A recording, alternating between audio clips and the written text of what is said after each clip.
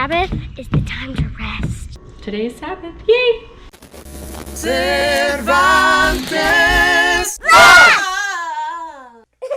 You're so silly! Hey guys, we're gonna go on our favorite trail.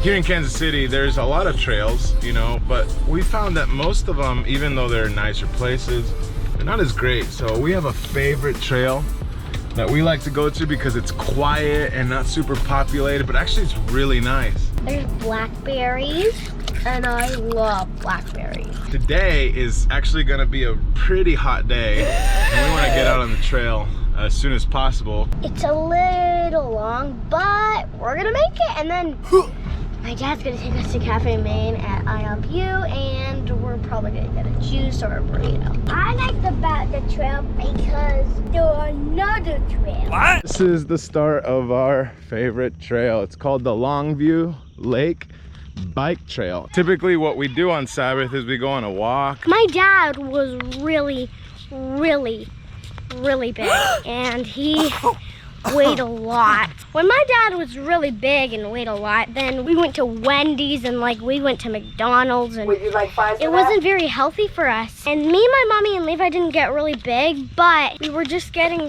really not healthy. Then when my dad started going on his gallbladder attack, we found out we should start by eating healthy. Eating healthy is the best thing for your life. But also getting exercise too. Don't drink too much cans of beer or anything, because anything that's bad for you can really hurt your stomach. Like yesterday we had ice cream, but we don't really want to have well, we love treats, but we can't have too many treats because too many treats is really bad for you. It can hurt your life. It can make you very sick. You could get some disease, and you just have to be careful. Maybe one day don't eat 40 pieces of cake. Also, he actually had to do a fast for 40 days. What? You don't have to, but you wanted to because God told you to. So he did it, and then on day 38, he started getting this foot attack, and then we had to use crutches. And then when we went to Indiana, he had to use his crutches again because he got his foot attack again. It was just sad for him because he really couldn't eat any of his dad's food, but he really wanted to be healthy. And he wanted to get his foot attack over. And guess what? He's not using crutches right now. Okay, now I've been talking for a long time, so I'm gonna let my brother talk right now. Someday we can eat treats on Sabbath, right? We can go on trek like that one. What? I'm gonna tell you a little bit about Sabbath. It was never really part of my upbringing, and as I started to serve the Lord and be really involved in ministry, I started realizing how much I was really struggling to stay afloat. When I was 27, I actually went through clinical burnout, which is so weird because I'm so young. But it's because I'm this high intensity, high energy guy. I was doing so much. Of course, God was accelerating his purposes in me, but I just didn't know how to sustain it, and that was part of my learning, I guess. And I experienced burnout, really. I mean, it's hyper emotional.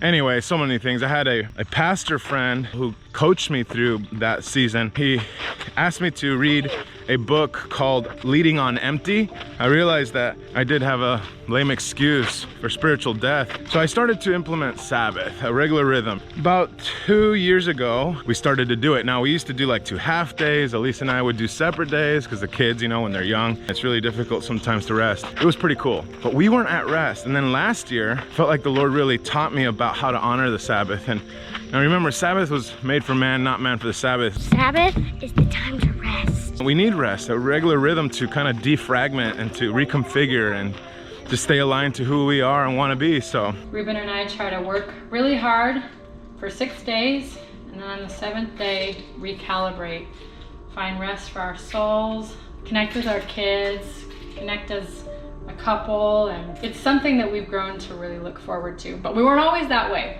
The backstory is we actually really sucked at it. for many years. If you haven't noticed, we're doers. You watch our vlogs, we're always doing something, and new projects and new ventures. It's hard for us to pause. For years, from just not stopping, it catches up with you.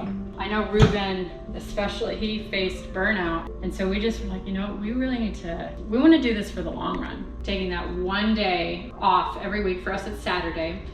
And we had to be religious about it because we're not really good at it. After doing that for a few months, wow. Come Monday, it's like, okay, I'm ready to go. I feel recalibrated, so it's great.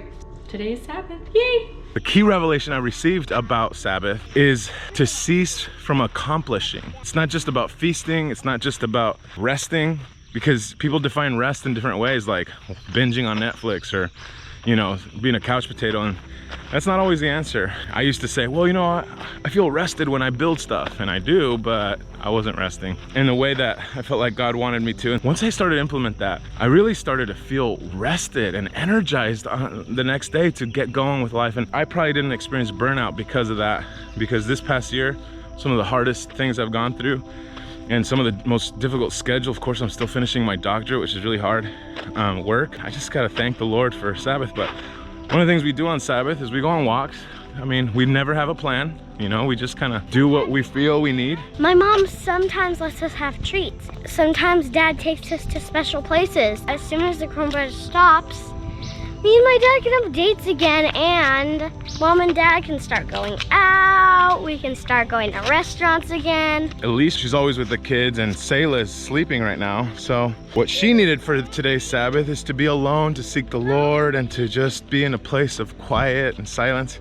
And what I needed is to get out and move my body, because I was feeling kind of funky. And what we needed is to have some fun time with our daddy. So we are just finishing our walk, and then we're gonna go to Cafe Maine, and we're just gonna enjoy ourselves. So I want you guys to join us. This is the dummy Becco fajita. Inside is this, and this is the little skin of it. The one to look inside. Whoa, eat it. What do you think? Is it good? You gonna get it again? Maybe. Maybe. I just went and grabbed a bunch of things from my garden. I'm making just kind of a hodgepodge salad. I didn't follow a recipe. I basically opened my fridge and I looked in my fruit basket, and I went out to my garden and just kind of got a little bit of everything. We'll see how it tastes. I'm excited. All right. Glory. Thank you, Lord. Yes, Lord, thank you for your goodness. Oh, so fresh, so good. There's nothing like this. So good eating from your own garden. Thanks, babe. You're welcome. No problem. Go on. So this is the end of our day, and we hope we see you guys again soon. Bye. Tomorrow. Well, this Sabbath was awesome because I actually jumped in, took a really long shower, and I took a long nap. I read a book, and my wife read a book, and then the kids were done with their quiet time, and we woke up and they had some popcorn. We had some popcorn, just kind of chill. This is how we ended Sabbath. It's really nice, and maybe I'll watch a movie with my wife tonight. She likes those British romance films. You know, there's one on Emma that we might look into, and I really like them too. Emma? I love Emma. Emma Woodhouse. Kids are all in bed.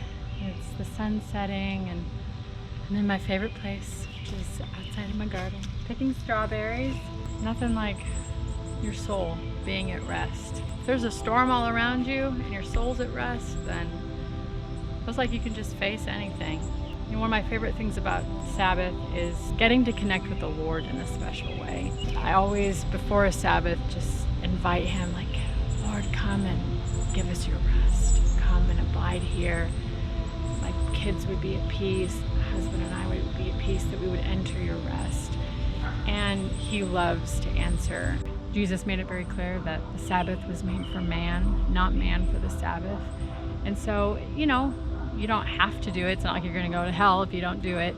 But he put it there for a reason. It brings so much rest and restoration to our souls. You know, if you're someone that's like us, that likes to do and go and keeps a really busy, full schedule, maybe consider taking a day off. One thing we try to do is either shut off our phones or leave them somewhere where we don't access them. I don't know, just maybe think about trying it. See how you feel. Doing something that brings you rest. Give it a try. I highly recommend it.